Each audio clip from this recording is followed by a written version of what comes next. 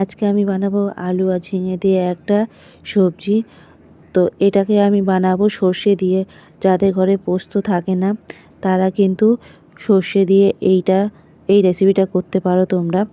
এই সবজিটা কিন্তু ভাতের সাথে রুটির সাথে কিন্তু খুব সুন্দর লাগে খেতে। তো আমি আজকে এই রেসিপিটা আমি করব। তো তোমরা দেখো কীভাবে আমি করছি। তো প্রথমে আমি ঝিঙে আর আলুর খোসাগুলো ছাড়িয়ে নেব। খোসাটা ছাড়িয়ে আমি আলু আর ঝিঙে দুটোই লম্বা করে আমি কেটে নেব। এইগুলোকে আমি তারপর ধুয়ে নেব। ধুয়ে আমি তেলের মধ্যে নুন আর হলুদ দিয়ে আমি ভেজে নেব।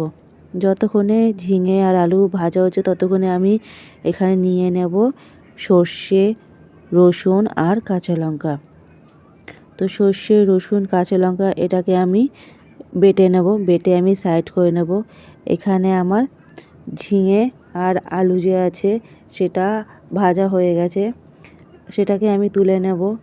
তুলে নিয়ে সেই কড়াইতেই আমি দিয়ে দেব একটা শুকনো লঙ্কা। শুকনো লঙ্কাটা যখন ভাজা হয়ে যাবে তার মধ্যে দিয়ে দেবো কালো জিরে আর দেব আমি কিছু পরিমাণে পেঁয়াজ কুচি দিয়ে দেবো। পেঁয়াজটা আমি খুব লাল করেও না, একদম না, মানে কাঁচাও না, হালকা যখন ব্রাউন কালার হয়ে আসবে তখন আমি দিয়ে দেব তার মধ্যে সর্ষে যে বেটেছিলাম সেই সর্ষে বাটা আমি দিয়ে দেব। আর দেব ওর মধ্যে নুন, হলুদ আর অল্প, বেশি নয়, একদম অল্প পরিমাণে গুঁড়ো লঙ্কা। বেশি দেব না, বেশি দিলে লাল হয়ে যাবে, অতটা ঠিক লাগবে না দেখতে সবজিটা।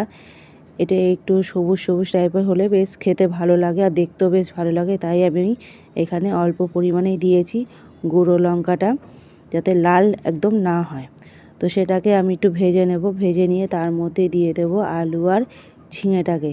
সেটাকে আমি মশলার সাথে ভালো করে মিশিয়ে নেব। মশলার সাথে ভালো করে মিশিয়ে একটু ভাজা ভাজা যখন হয়ে যাবে তার মধ্যে দিয়ে দেব অল্প পরিমাণে জল, বেশি নয়, যাতে আলুটা সেদ্ধ হয় ঠিক সেই পরিমাণে আমি জলটা দেব। জলটা দিয়ে যখন সেদ্ধ হয়ে যাবে তখন আমি তার মধ্যে দিয়ে দেবো একটুখানি কাসুরি মেথি আর চিনি দিয়ে ভালো করে একদম আমি নেড়ে নেব। নেড়ে নিয়ে দেখো কত সুন্দর রান্না হয়ে গেছে আমার।